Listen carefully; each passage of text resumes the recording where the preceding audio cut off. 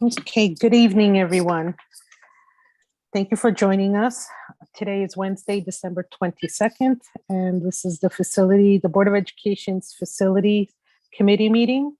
The time is now, sorry, we started a little late, 6:03. And first item on the agenda is minutes.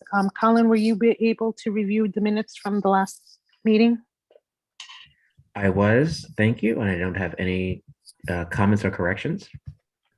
Okay, I didn't see any corrections either.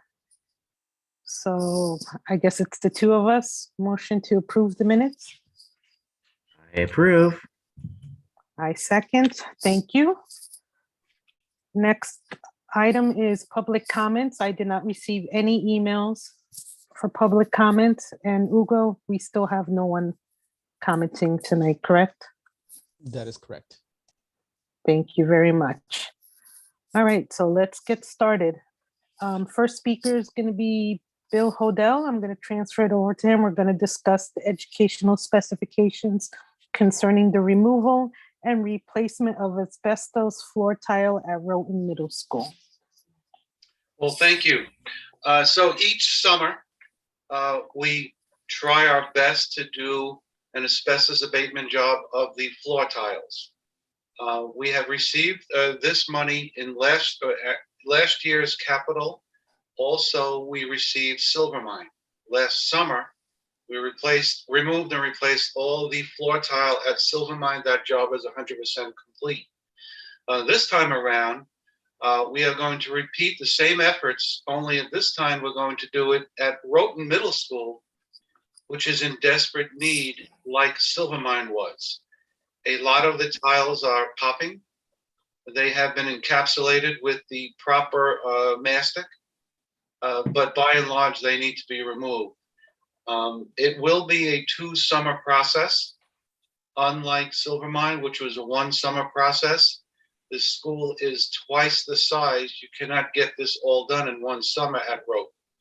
So we'll be shutting Roten down this summer, and I will be back with this board or this meeting next year around this time to plan the following summer to complete the asbestos floor tile removal at Roten. Just this week, more tiles became loose. We've addressed them in the proper way. So the time is urgent and we must move forward on this project. What you have in front of you is the first step in the process so we can begin the removal process this summer, and that is to create an educational spec, which has been presented to you. That needs to be reviewed and approved, so this is an actionable item, so we can then send it to the state, request a temporary project number, so begin the process so they can reimburse us at the percentage of roughly 32.5% for this project. So what is in front of you is the educational specs. It is a mirror image of the educational specs that this board approved last year, this time for Silvermine, only it has changed to Roten Middle School. So that's what this item contains. Okay. I know we talked in detail last summer about Silvermine. I don't have any questions regarding what we need to move forward with this summer with Roten. And you just explained the whole 2 summer things because of the size of the school. Colin, do you have any questions? No, this seems very pro forma. Thank you, Bill, for walking us through that. And I'm excited to get moving forward on this. Okay, so do we have to make it official and vote? Or are we good with the both of us already saying it's fine? I think it would have to be a vote and recorded in the minutes so I can submit to the, actually then this will get submitted to the board in their next meeting, and then that will go to the state. So I think you do need to vote. Okay, I'll make that motion to move this to the full board. I second that motion to move to the full board. So that's a unanimous vote for this evening. Excellent. Okay. Next item on the agenda, again, Bill Hodel, we're going to discuss the power purchase agreement for the solar panel installation at Jefferson Marine Science Elementary School. Okay, so what we have here in front of us is Green Skies, who already installed solar panels at Naramek Elementary School about 1.5 years ago. They are currently finishing solar panel installation at the new PONUS, only on the new PONUS side. That should be done in the next 3 to 4 weeks. And we are now proposing a new purchase power agreement, a PPA, for Jefferson Elementary School at 75 Van Buren. What a purchase power agreement is basically a lease agreement with a solar power company to lease the panels over a certain period of time and gain those savings. So just like Naramek and just like New PONUS, the PPAs were signed for a 20-year agreement.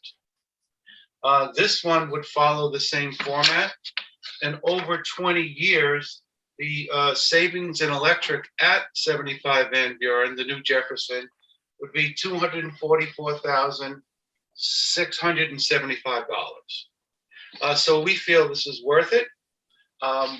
So far, the panels that are working at Naramek are working fine and soon to be at PONUS. So we want to stick with this program.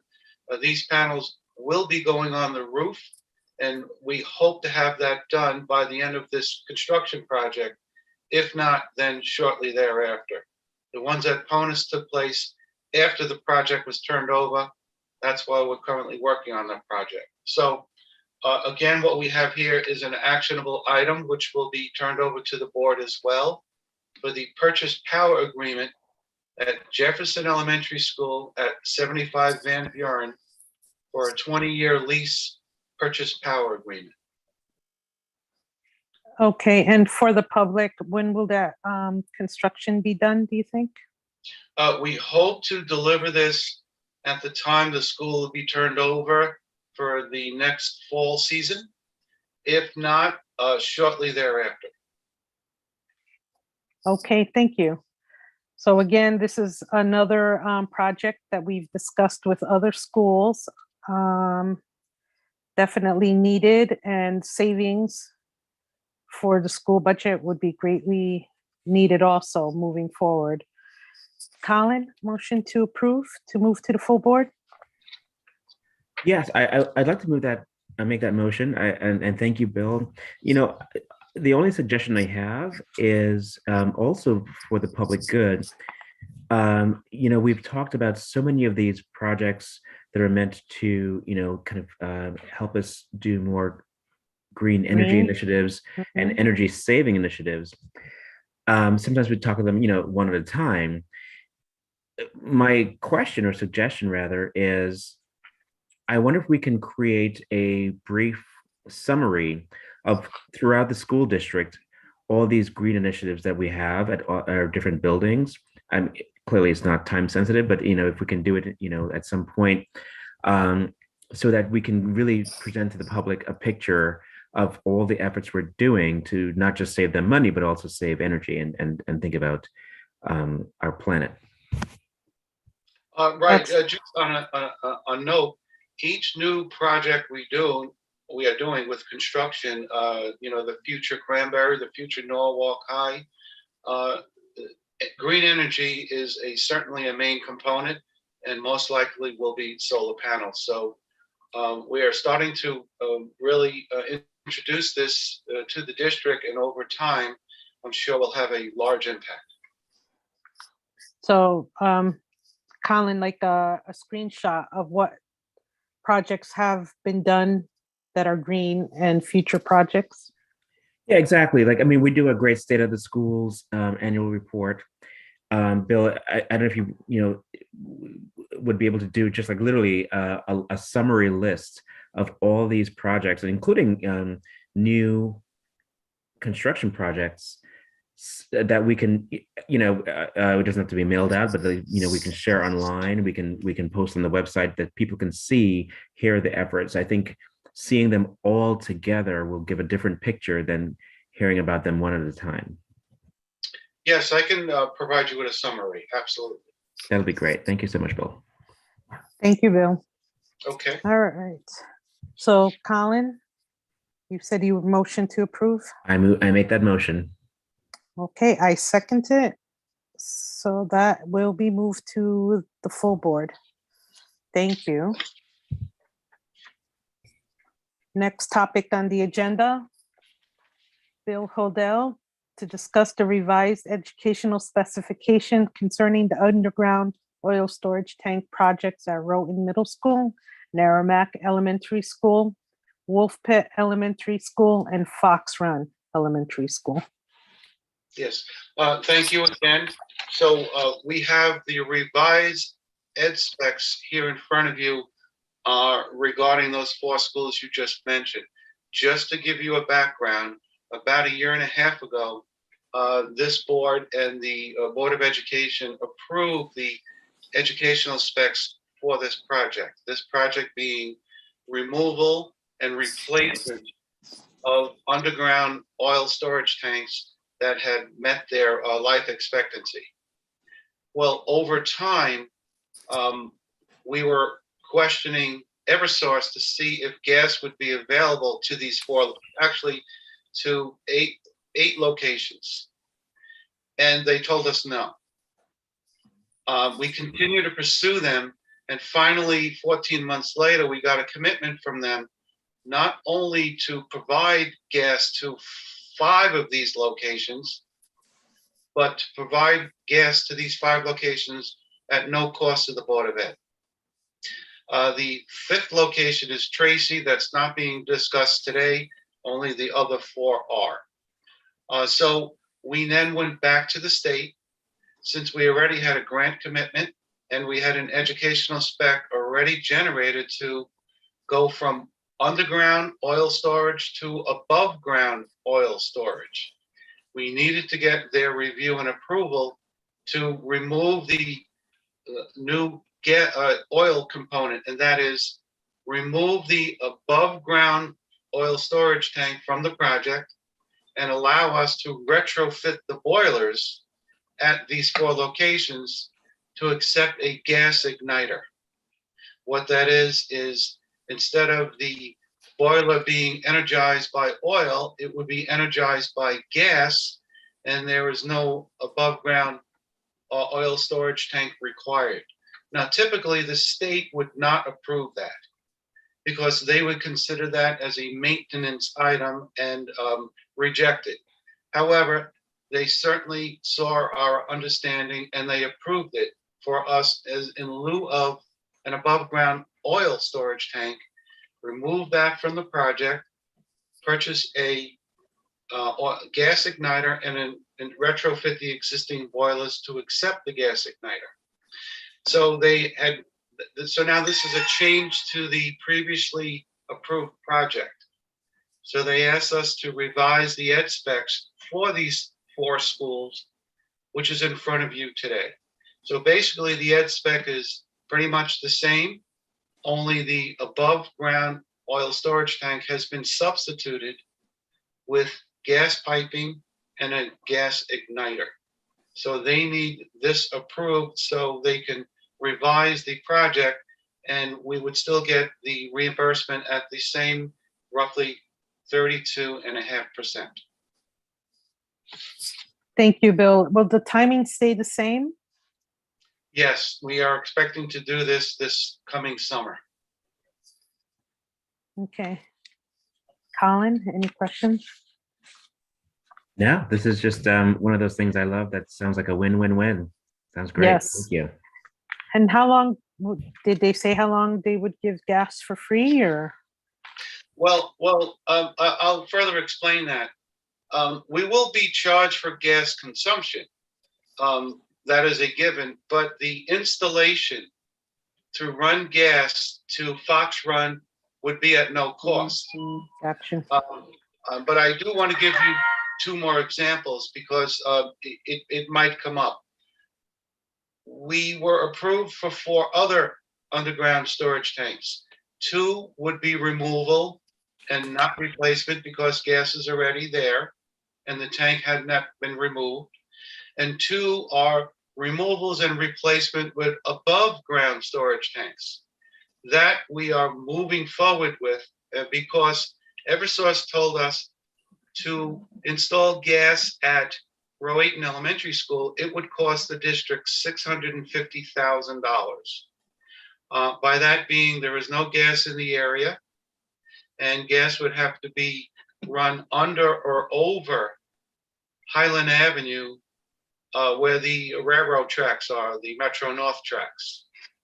At Silver Mine is another project where we are installing an above ground oil storage tank because they cannot, the cost to get gas to Silver Mine would be $850,000. So with that said, we chose to go with the original plan, not make any changes because that would be $1.5 million, which we don't have. So the gas consumption would be a charge. The gas installation would be no charge. Okay, thank you for that clarification. Colin, any other questions? No questions. I think I'm still thrilled that we can make this switch to gas, and I would be happy to move this to the full board. Thank you. I second the move to the full board.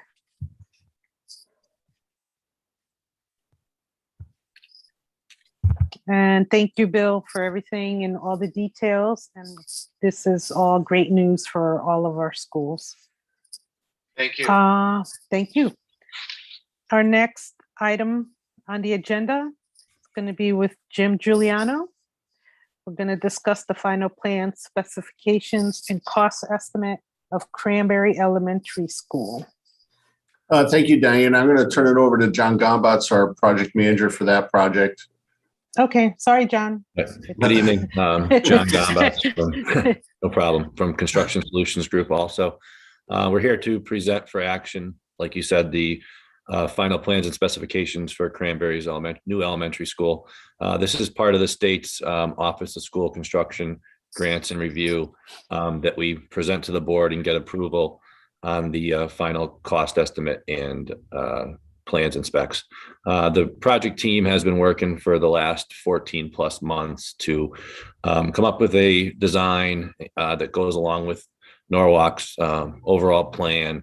And we had a bunch of meetings with the school, security, fire, police, and a number of other agencies to come up with, what we think is a great final school for you guys. We are currently on schedule and on budget at this point. I do have Mike Lasasso with the design team and also some people from Newfield Construction that could talk about the estimate if we have specific questions. But as of right now, we are presenting this. We go to the Office of School and Grants, get their approval to go out to bid. That would probably take place February, March. Come back to the city and then look to start construction in May of 2022. The new school will take a little over a year to build. So new school construction, May of 2022, all the way through June of 2023. The existing school will stay in operation during that construction.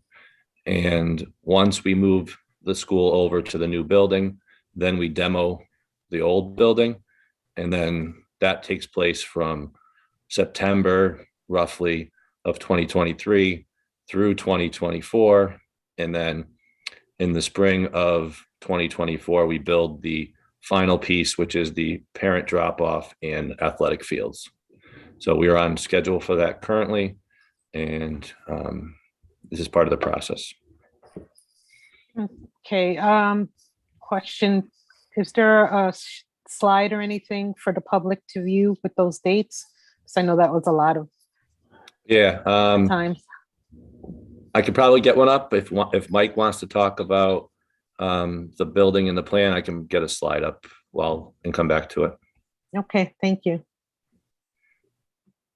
I'm going to share my screen. Good evening, everyone. My name is Mike Lasasso. I'm with Antonazzi Associates. We're the architectural firm that's been working for the past several months on the development of the Cranberry School. Is everybody able to see my screen? Yes. The image that's up before you is a site plan, very colorful one, depicting quite a bit of information, but the area of focus is within this yellow boundary, yellow circle. The orange image is the footprint of the proposed new Cranberry Elementary. And you might be able to see very faintly in the background a aerial photograph that depicts, as I'm tracing it with my cursor, the existing school. As we've discussed on prior presentations, the new school will be built entirely independent of the existing school. This will facilitate the ability to keep that existing school occupied while new construction is ongoing. As John mentioned, there is some limited site phasing that we've worked with Newfield. Actually, Newfield has developed in order to ensure that operations of the school can continue and be maintained safely and separately from their construction activities. A couple of really our documents and the images that I'm going to show you tonight really haven't changed significantly from past presentations. I would characterize these primarily as more refinements to the previous plans. We did actually make some adjustments to the location of some of the outdoor facilities.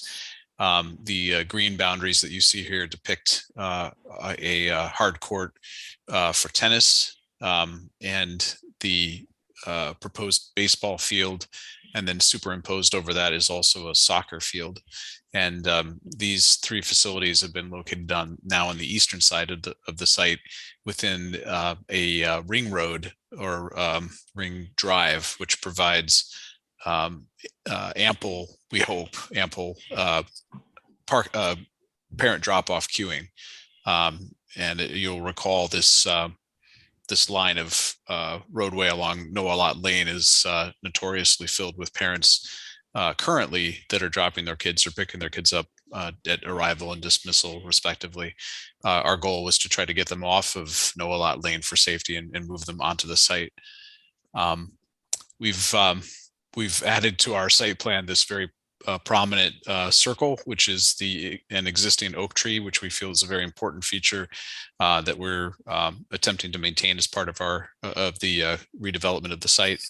And we have separated the parent loop, which I'm circling now with my cursor, from the bus loop, which is comparable to its current location, but we've actually brought it here so it enters and exits onto Noah Lot Lane. The next slide, if my computer will work, sorry, illustrates the two floor plans. The image on the top is the upper floor, and the image on the bottom is the lower floor.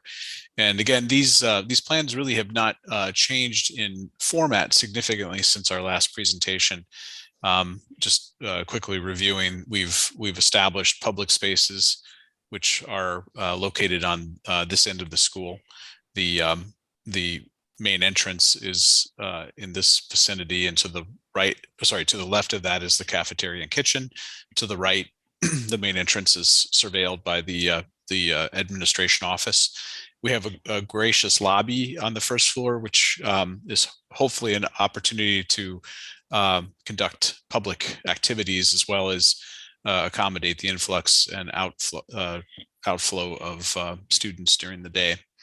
And then behind those spaces is the future gymnasium with a stage. To the right-hand side of those public spaces, we have spaces occupied by students. On the lower floors, we have standard classrooms designed for the first and second, and I believe first and second grades. And then at the far end here is a block of space that's allocated for pre-K and kindergarten classrooms. This purple space that's located centrally is the Future Media Center. And then we have these more brightly magenta spaces, which are designating classrooms that are intended for special use, such as art and science and music, but have intentionally been designed to be converted should the population at Cranberry ebb and flow to accommodate those changes over time. On the upper floor, the balance of the students grades 3rd through 5th are accommodated, and this boundary of classrooms along the bottom of the plan, of the upper plan, represents classrooms for special needs and also for gifted students.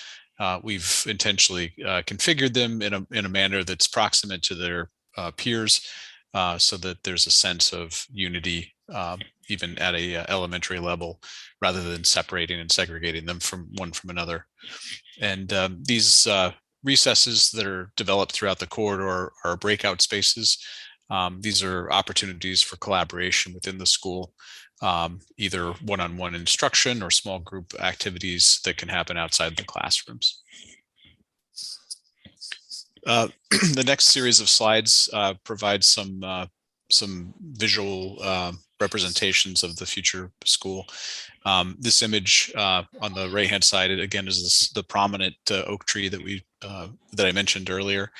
And immediately in the foreground, beyond the drive, is the beginnings of an outdoor classroom. And what we have described here is a tiered configuration that incorporates site wall seating. Although it's not planted, this area behind the site wall is intended to be a planting bed, so we'll have the opportunity to have some type of flower or leaf vegetation here that can be easily maintained. And this plaza that occurs behind it connects with another sidewalk, which actually focuses on the main entrance located between this administration block that has the Cranberry Elementary School noted. And on the left-hand side is the future cafeteria. This next image focuses more centrally on the entrance and the administration space. We've shifted now to one side of the oak tree, and you can see that the walk that I mentioned and this open plaza area. A lot of this seating was actually something that developed as a result of conversations with the principal and her staff, and she specifically sees this as an opportunity for sort of educational experiences outside of the classroom. Particularly, there's a lot of interaction at dismissal and opportunities for one-on-one interaction with students. So we were excited about the use of that space on the exterior of the building, particularly given the fact that the site is set in such a wooded area. And really, that was also the driving force behind trying to provide as much glazing as possible to bring the interior in to the spaces that we've developed for the new school. And I believe this is the last image. Now we've shifted along the facade, and you can see on the right-hand side a glimpse into the library. The library and the cafeteria, Alan Lowe likes to reference as the two feature spaces where the city has agreed to spend a little bit more money in their development, whereas the balance of the school is still a more modest illustration of the facade. And again, the glazing in the media center, like the cafeteria, is really designed to bring inside the exterior. So the views will be of essentially the pastoral setting that the school is located. And that concludes the slides that I have. So I'll turn this back over to John. I'm sorry, unless there's questions, I'm happy to answer any questions. Sorry, I was on mute. Can I see the loop again? Sure. Is that coming off NOLA, where you said that it's the loop around to try to get the traffic off for safety of the children? Yeah, so if you can see my cursor, this is Noah Lot Lane. And the inbound traffic enters here. So a parent would travel along this drive. They guess they would technically have the opportunity if they had pre-K or kindergarten students to actually drop them here, but the intent is actually to bring them all the way around to this this location, which is proximate to the plaza that leads to the front door of the school, and then they would continue after dropping their student and exit back onto Noah Lot Lane in the same curb cut where they entered. Sorry about the sirens.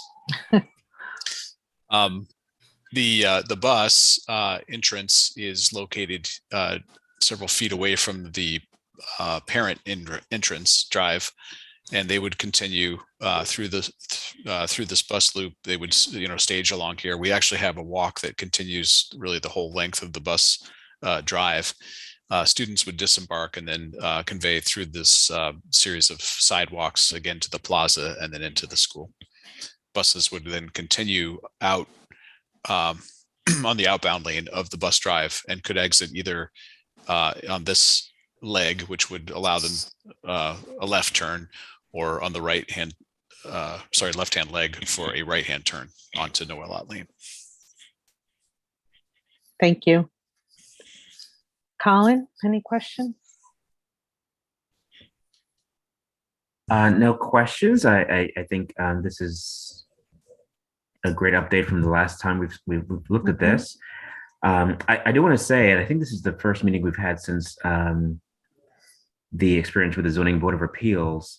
I do want to say thank you to the entire team for finding a way forward and compromising with some of our neighbors here at Cranberry that I think left everybody feeling satisfied. I think it's a great example of the public institution working together with the community, and I think I was very thrilled with that. So thank you.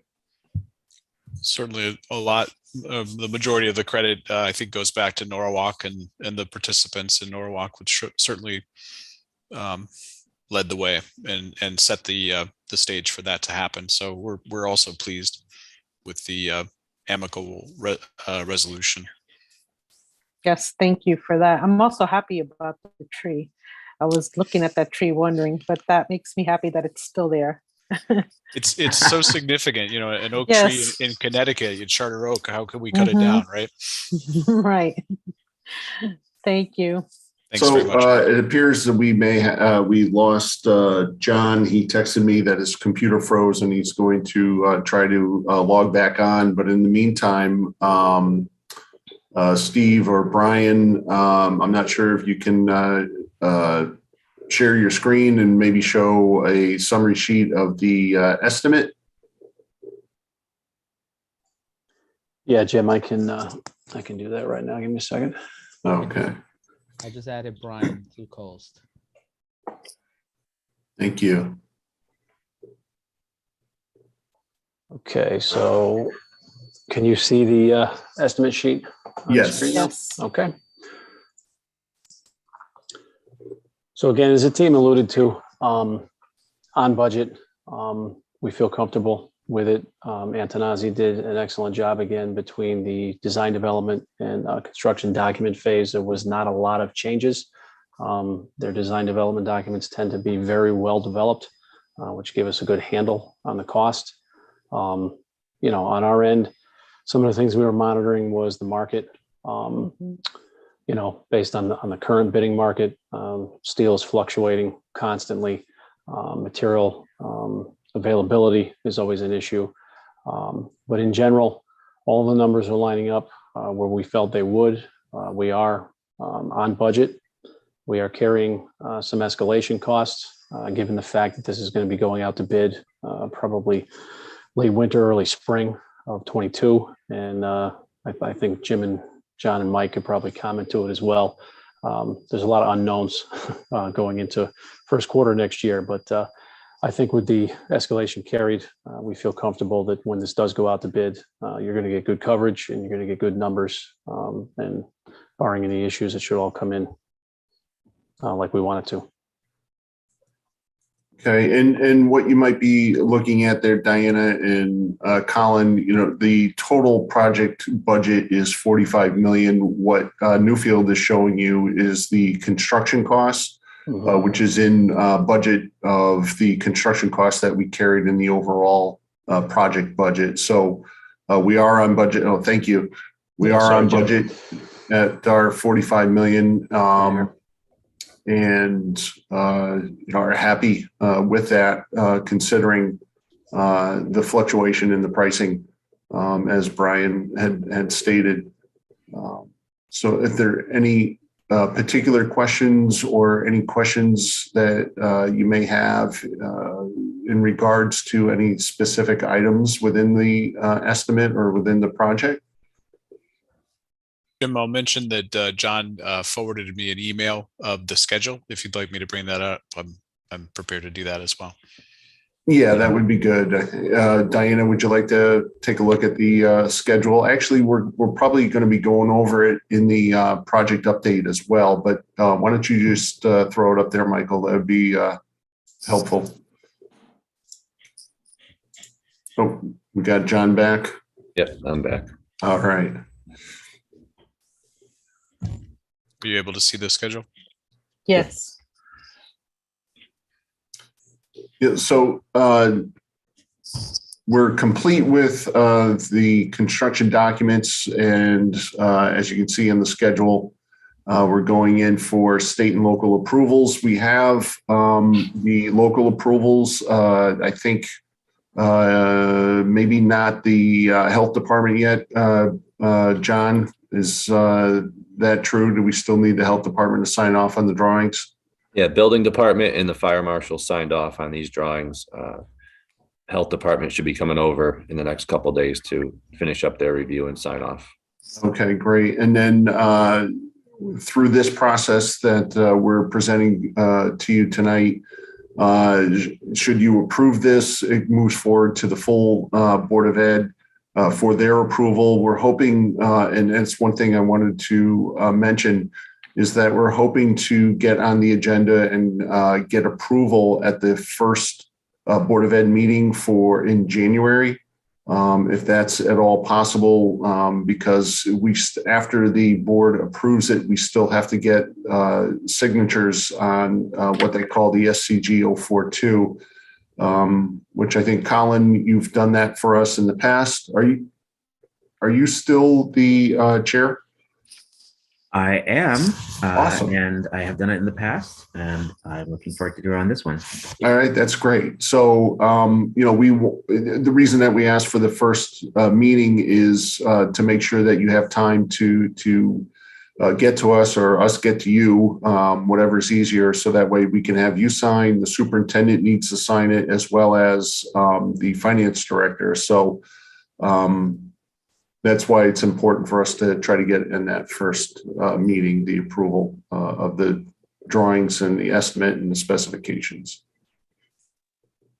So once that's done, at the end of January, we're scheduled to go to the Office of School Construction Grants, as John had stated, looking to get approval by the end of January, beginning of February, to go out to bid.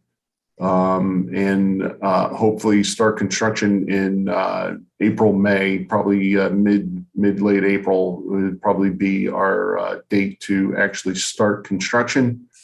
Construction will proceed until July of 23, at which time we will begin demolition of the existing school, and then start site work of the new site work of the loop in the fields and the tennis court, and finish that up in the spring of 24. We also have the new furniture going in Correct. right after construction and prior to the start of the school year. So the school will be open for students September of 23. 24. Any other questions on the schedule? No, I don't have any questions, but I'm very thankful, first of all, that we're on budget with everything that's been changing lately. It could have could have gone up. Yes. But for the public, also wanted to let them know that these are discussions that we've been having, multiple discussions. So Colin and I may not have a lot of questions because we've seen a lot of this information prior to this. And yeah, Colin, do you have any questions? No, I just want to reiterate, I think the key phrase here is we're still on budget. There's a lot going on in the world, and I thank this construction team for keeping us on task here. And just in the vein of public shout outs, I want to publicly shout out Maura Baratelli, who keeps us on track for all those signatures. So Right. Yes, she does. She's a big help. Okay. So we need a motion to move to the full board. I'll make that motion. I'm going to second it, and we'll move it to the full board for January. Awesome. Thank Thank you you. so much, Jim, and everyone else, with all the detail and all the hard work that's been put into all of these projects. So thank you very much. No, And you're now, Jim, monthly construction projects.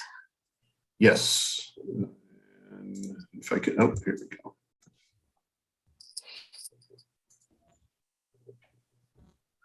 Okay, can you see my screen? Yes. Okay, so our December update, our projects overall, these will be itemized as we go through each project and highlighted. Jefferson Elementary. Now, I'm not sure, I believe we had a walkthrough of Jefferson either the end of November, beginning of December. Yes. Colin or Diana, did either one of you attend that walkthrough or? I was there. Yes. Oh, great. So Colin too, right? Yes, I was there. Thank you. Oh, great. So you see the progress. Things are moving forward. Brick facade is moving forward as well as HVAC, electrical, and mechanical on the interior. Site work is progressing, and the new retaining wall is being constructed over near the new loading dock area, and new gas service as well as being installed at this location. The furniture, we did get the bids, and we are under budget on the furniture. And I can say as of today that the purchase orders have been completed and sent to the vendors for the new furniture. So we are on schedule to get that furniture this coming summer. We wanted to take advantage of some time that we had here to make sure that we did get the furniture in time. And so we ordered it, a little earlier than we normally would have, just to make sure that if there are any supply chain issues, gives us some time to overcome those. Any questions on Jefferson? Okay. No. Okay. And here's our schedule for Jefferson in December, and we're finishing up. Probably it might even be the end of May, where we'll may finish construction. So we're hopeful on that. Cranberry, we just went through. John, anything else that we should talk about on Cranberry? Not much, just that we're, on schedule and, projected to, break ground in the spring. That's an exterior elevation there. But. Okay. Any questions regarding Cranberry or any other questions? I know we went over Cranberry quite a bit just a little while ago, so I wouldn't expect too many. No questions. All right. And then the schedule for Cranberry, as we discussed. Naramek. John, do you want to give an update on Naramek? Yeah. So Naramek, I know you guys had a walkthrough a week and a half, 2 weeks ago out at the Naramek school. If you guys, joined Alan out there. But since that time, we've had a delivery of kitchen equipment. The kitchen floor was set and grouted, and actually they were out in the cafeteria setting that floor today and tomorrow. So basically by the end of next week, all the finishes will be into the space, and we're going to be going for TCO of the cafeteria area for when the students come back from winter break. We did get a little snag towards the end here with some electrical components that got caught up in the shipping and production delays. So we are going to be going for a TCO to get the kids into the cafeteria so then we could demo their old kitchen. We did coordinate with Chartwell's, the food vendor, to provide hot meals like they currently have, but with a little bit of different, service line. But all in all, we're working with the situation we have with the delay, and we should get the students into the cafeteria when they return after winter break.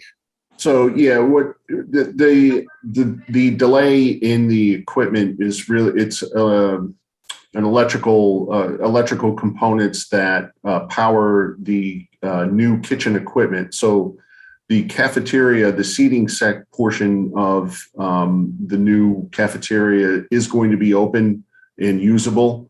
So we're going to take advantage of that to get the kids in there and, get them out of the gymnasium and get them out of the queuing in the hallway.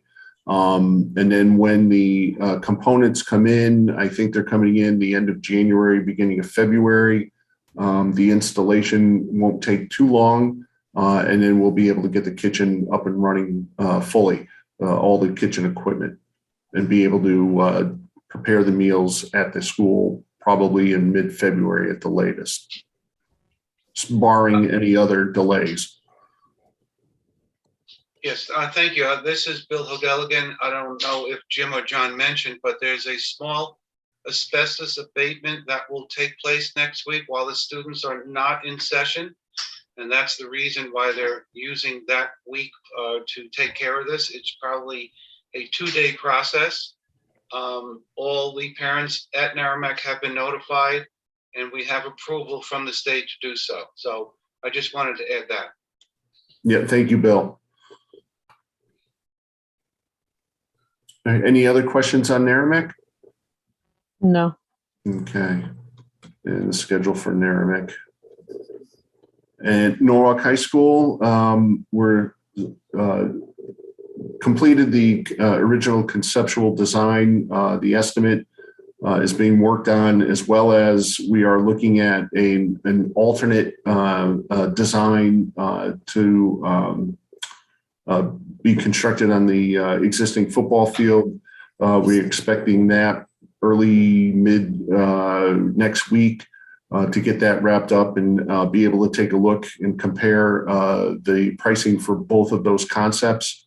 We wanted to, as I stated in the write-up here, as more information came in about the existing or the original concept, we felt that it would be a good exercise and a good use of time to take a look at possibly building the school on the existing football field to see if it would fit, that we could fit the entire footprint and build the entire new school without interruption to the existing school. So again, hopefully by early mid next week, we'll have that information. How long will the school be without a football field? Well, the construction of a new school, unabated by phasing and existing, having students within the school, would probably be about 3 years. And then the reconstruction of a football field on there would probably take another 1.5 to 2 years. So it could be a total of 5 years.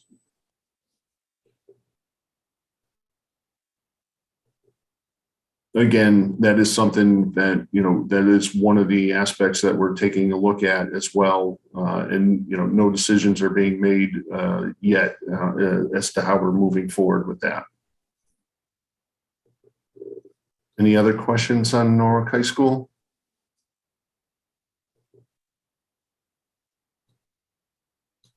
Jim, this is Colin. Jim? Yes. I'm sorry, Colin.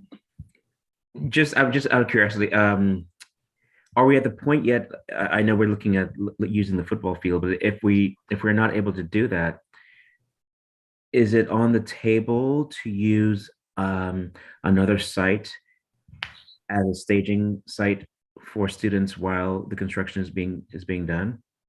We haven't taken a look at that. I mean, we're looking at about roughly 2,000 students to be able to move to an alternate site.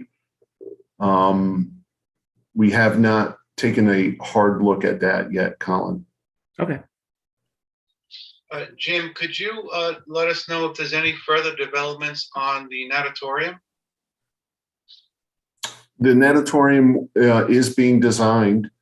We did get, or it will be estimated as well. At this point, like we stated before, it's not in the budget.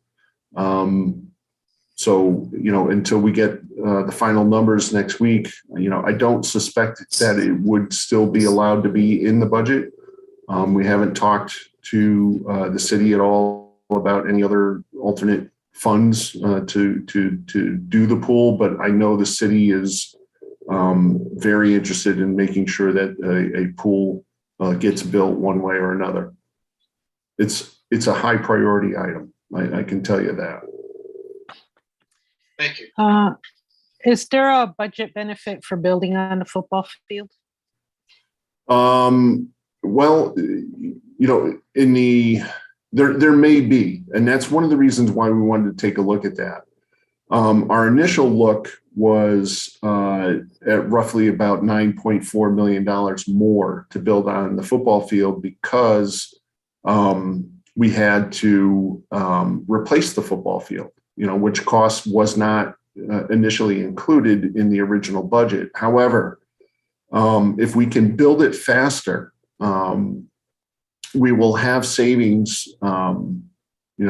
associated with that, as well as one of the things that we noticed that was happening with placing it where our initial area, or within the footprint of the existing building, is the size of the building started to creep a little bit because of what we had to do to be able to fit it in there. If we build it on the football field, we'll be able to take advantage of not having constraints and get it to the size that we had originally budgeted, which would be a savings. So again, when we get all that information by mid next week, we'll be able to evaluate further what we can and can't, where we stand financially. And what might be a better option for us.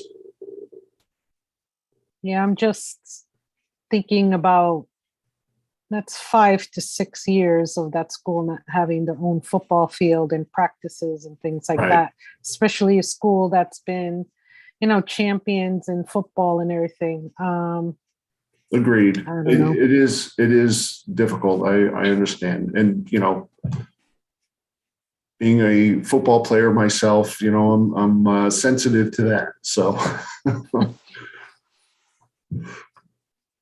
any other? I don't know how much of the fairly new field behind Nathan Hale can be used.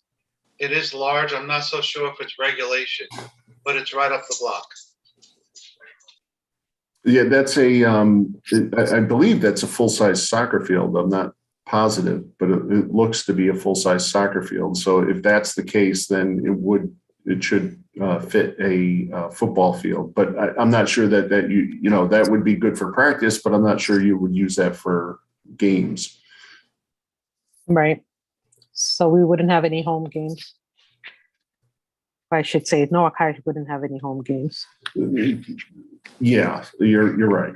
Unless there's some alternate means. Now, with the move of building and moving the football field, what happens to the concession stand? I'm trying to, We'd have to picture reconstruct it. We'd have to reconstruct a new one. and that is part of, Yeah, that would be part of the overall project. okay.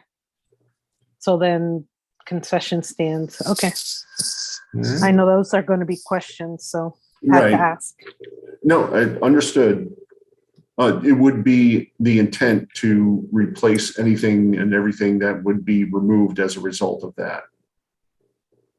Okay, And the new South Norwalk School, we're moving forward. Actually, I received Board of Ed, Ed specs, their portion of the Ed specs today. Things are moving forward in relation. We're having good discussions with the state, and we are still on track to submit a grant application by June 30th. that's great to hear. Yeah. Any other questions regarding any of the projects? I don't have any. Colin?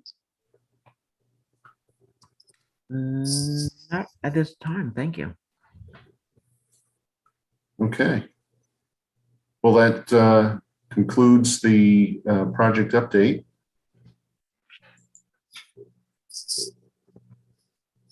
Well, thank you for the very, very detailed information today. I know that a lot of work has gone into this. It's great to hear the positive movements on all the schools and that, you know, COVID hasn't really put a big dent into any of your timings or budgets and things like that. Thank you, everybody, for this evening. Thank you.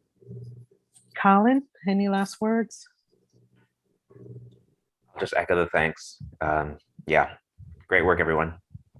Thank you. Thank So you. motion to adjourn. I make that motion. Thank you. Good night, everybody. Have a good night. Happy holidays. Yeah, happy you. holidays.